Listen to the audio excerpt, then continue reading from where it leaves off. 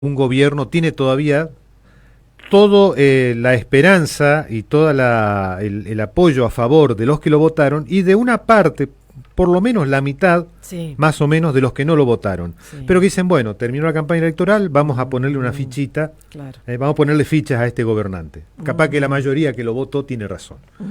Al cabo de 100 días, un dato interesante, la consultora Subán Córdoba ha dado una información. eh, Imagen negativa de Milei hoy, según esta encuestadora, es 57 puntos. Ujú. La positiva 42. Hay otras encuestadoras que invierten los datos y van más o Sí, menos 50 a 55 de positiva, pero en sí, caída, sí. lo mismo que hace Subán Córdoba, y avanzando el 45 para arriba de negativa. Esta encuestadora dice que tiene imagen negativa ya neta. Ujú. Y compara, y esto es un dato interesante, con las dos gestiones anteriores. En los primeros 100 días, Alberto Fernández, según los datos de esta encuestadora, tenía 80 puntos a favor. Es decir, no había hecho nada para perder imagen. Sí, sí. Y Macri, en los primeros 100 días, que también había tenido un comienzo bastante complejo, había tomado decisiones que después, con el tiempo, se vio que terminaron perjudicando su gobierno en el largo plazo. Eh, eh, por ejemplo, hizo una devaluación del dólar, incrementó inmediatamente eso la inflación, más o menos lo mismo que hizo Milei, no tan brutal, pero hizo una cosa muy parecida. Ujú, Y de todos modos Macri tenía 60 de positiva para marzo del año 2016. ujú, ¿Mm? Comparemos estos 57 de negativa de Milei, 80 de positiva de Fernández, 60 de positiva de Macri ujú, en los primeros 100 días. ujú. Primer dato a tener presente. Eh, la desaprobación respecto de la gestión, no ya la imagen del presidente, 57% desaprueba, 42% aprueba. Es la misma cuestión que la imagen del presidente. O sea, acá Mm, no hay una división. La gestión es el presidente ujú. a nivel nacional. Que muchas veces se separan. La gente critica más la gestión, pero la imagen del titular, del ejecutivo, Sí, está un poco más a resguardo. claro. ¿Mm? Es muy difícil que sea al revés, que la gestión esté mejor conceptuada que el titular. Ujú. Generalmente el titular está mejor. Acá no, es lo mismo. Es lo mismo. Gestión y titular tienen el mismo porcentaje. ¿Por qué? Por la centralidad que decidió tener Milei. Ujú. Entonces, él es su propia gestión. Sí, Y si él se hunde su gestión. Y claro. viceversa. Si sale a flote su gestión. Ujú. Eh, Luis Caputo, su ministro, de todos los funcionarios y dirigentes medidos, es el que tiene peor imagen. 26 de positiva y 60 de negativa. Tiene peor imagen que Cristina, que anda 3 o 4 puntos por encima de él. Por decirte un ejemplo de alguien que a esta altura ya está más quemada que un asado Sí, sí, sí, sí, sí, sobre las sí, sí, brasas. sí. Eh, Sobre la pesada herencia, dentro de los 100 días también suele decirse, bueno, lo que pasa es que todavía estamos frente a los problemas que recibimos del gobierno anterior. La mayor responsabilidad sobre la situación económica, el 52% en esta encuesta lo culpa a Milei. 46% todavía se lo adjudica a Alberto Fernández. Hay Ujú, otras encuestas que dan vuelta. Dicen todavía que Alberto Fernández es más responsable por lo que está pasando de lo que ha tomado decisiones Milei. Pero en ujú, todos los casos siempre teniendo presente que los porcentajes que favorecen al presidente actual se van achicando. ujú. ¿Mm? Subán Córdoba ya dice que está en negativo, Claro, en datos negativos. digamos que empieza a comerse el crédito. Exacto, el crédito que traía se lo empieza a comer. La Claro, tarjeta sube, se le está claro, quedando sin crédito. claro, sí, sí, sí. Eh, bueno, le preguntan a la gente, eh, el 62% casi afirma que su gobernador debe defender a su provincia frente al 34% aproximadamente que prefiere que el presidente Milei se imponga sobre los gobernadores.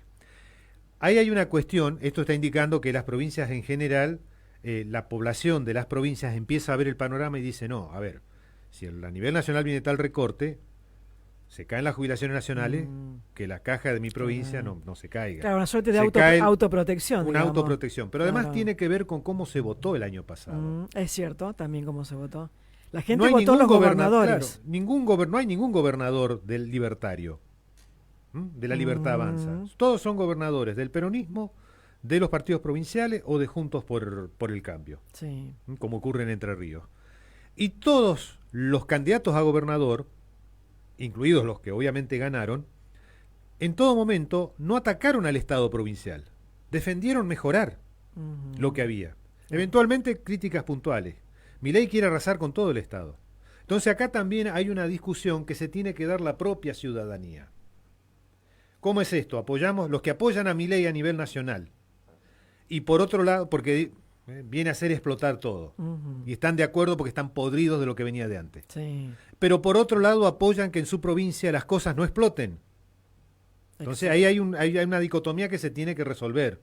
Yo creo que a largo plazo, tal como van las cosas, se resuelve en beneficio de los gobernadores en la medida que esos gobiernos provinciales puedan superar la crisis y que la gente vea que la crisis viene de Buenos Aires, del gobierno nacional, mejor dicho, y que no viene de en el caso nuestro, claro, de Paraná o de la Casa Gris. Sí, sí. Pero hay una dicotomía que no es una dicotomía de la política, sino de los ciudadanos. De aquellos ciudadanos que apoyan a Milei, pero por otro lado quieren que en su provincia no se toque nada. Fíjate vos que me parece a mí que las experiencias que hemos tenido con anteriores gobiernos también hace que la ciudadanía haya madurado en ese sentido. Vos recordarás cuando se generaban crisis nacionales, automáticamente arrasaba provincia y municipio. Bueno, hoy en día la gente está poniendo el ojo y le dice a su gobernador o a su intendente, bueno, acá me cuidás el lugar. En la crisis del 2001-2002, recordemos que bueno, las movilizaciones que se hacían, en Crespo participamos también viendo lo que pasaba, no terminaban frente a la municipalidad pidiendo la cabeza del intendente, pues se entendía que era una cosa que venía de la nación. Sí hubo problemas, pero porque tenía que ver con la actitud bastante goriloide y oligarcona que tenía Sergio Montiel en algunos aspectos, las muertes que tuvo él, por reprimir, hubo varias personas muertas en la provincia, por reprimir algunas manifestaciones, que me parece que estuvieron exageradas, digamos, su visión muy conservadora de que el Estado, de cómo manejar el Estado en esas circunstancias. Aún así, no se cayó ningún gobernador, pero ahí hubo un acuerdo entre las cúpulas alfonsinista y dualdista, cuando se produjo la caída de la Rúa y después esas 2 semanas, en las que tuvimos tantos presidentes hasta que llegó Duhalde, la idea en todo momento se partió de que no iba a caer ningún intendente ni ningún gobernador. Bien. Cayeron algún que otro intendente en el conurbano bonaerense porque la cosa venía muy podrida en esos lugares, pero ningún gobernador se cayó en el 2002-2003. Llegaron hasta el final de sus mandatos. Bueno, volvamos al presente. Hay una encuesta de Equipo Mide. Equipo Mide es otra consultora que dice, el dato más llamativo del estudio aparece cuando se desgranan los resultados por clase social. Las clases que hoy están pagando las decisiones de Milei son básicamente las clases populares. En la práctica, la casta terminó siendo los jubilados, a los cuales aportan el 40% del recorte que hizo el gobierno nacional, y los trabajadores, la clase obrera, que aporta el 22-23%. Sobre el total del 100% de recorte, 40% es lo que se le cayó a los jubilados. Claro. Y el 20 y pico a los trabajadores. Ahí ya tenés 2/3 del recorte. Después vienen otros sectores. Los que salen ganando son básicamente el sector financiero. Toda la ruleta rusa que se viene jugando con el dólar y todo eso están ganando millonadas, mucho más que antes. Y los el sector agropecuario más concentrado, las mineras, en fin, todo el gran capital. Pero ¿qué pasa según esta encuesta? ¿Cuál es la clase social que más banca a Milei? Es precisamente los de nivel socioeconómico bajo. El grupo que está pagando el pato de la boda. Qué cosa, ¿no? Sí. El 28% en el nivel socioeconómico bajo tiene todavía más esperanza 28% es de todos modos bajo. Ujú. Pero el promedio general es el 25%. O sea, esta encuesta midió distintos aspectos sobre las opiniones de la gente y lo fue después dividiendo en distintos segmentos y sobre todo el segmento de ingreso económico. Ujú. El 25 le dio el promedio. Pero dentro del nivel socioeconómico más bajo, la esperanza de los más pobres es el 28%. Claro. O sea, el 28%, los más pobres, todavía tienen esperanza sobre el gobierno. Las clases medias y las clases altas bajan el porcentaje. Después dice, los que más confían en la dirección de la gestión, es decir, en Milei como gestionador, Sí. el promedio es el 50%. La mitad sigue estando creyendo que Milei puede gestionar. Ujú. Entre las clases más bajas el 54%. O sea, le tienen más confianza en Milei los que están más abajo. ¿Lo ven mejor al presidente? 50% es el promedio, 56% entre las clases de menores recursos. Bien. Los que avalan su estilo de liderazgo, ese estilo confrontativo, violento, patotero con todos sus influencers en las redes sociales, como le tocó el turno a Mirta Legrand solo por defender el Cine Gaumont y el Sí. Instituto Nacional del Cine. Bueno, 43% lo aprueba, pero entre las clases bajas el 51%. Ujú. Y los que más apoyan en general el gobierno, 38% en general, 45% entre los sectores de menores recursos. Esto, si Milei no consigue encauzar positivamente a nivel social su proyecto económico, son números que le van a jugar en contra. ¿Por qué? Porque si los que van a terminar pagando el pato de la boda, como es lo que yo creo, sin ningún tipo de duda, somos los de abajo, de la clase media para abajo, la clase media, la clase media baja ya se está cayendo, la clase media se va a caer y la clase obrera está perdiendo en todos los frentes. Ujú. Estos números son absolutamente inestables. De aquí a 3 meses, a 4 meses, ¿cuánto de la gente de nivel socioeconómico bajo va a seguir teniendo esperanza? ¿Va a seguir confiando en la gestión del presidente? ¿Lo van a ver bien al presidente? ¿La van a ver? Ujú. Como dice él. Como dice él. Todavía entre los de más abajo la ven. ¿La van a seguir viendo en 3 o 4 meses? Si las cosas van por el carril que uno está suponiendo que pueden ir, por lo menos en mi caso y en el caso de los que somos pesimistas respecto de esta gestión. Así que bueno, estos son algunos datos al cabo de los primeros 100 días. Este sería el primer presidente desde que se hacen este tipo de mediciones de encuesta que al cabo de 100 días tiene un apoyo social más endeble que el resto.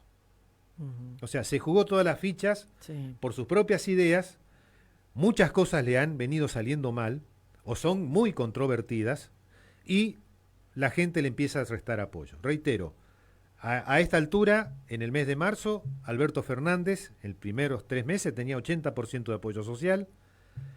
Mauricio Macri tenía el 60% de apoyo social. Ujú. Milei está con el apoyo social, vamos a recordarlo, 42 positivo y 57 negativo. Negativo. ¿Mm?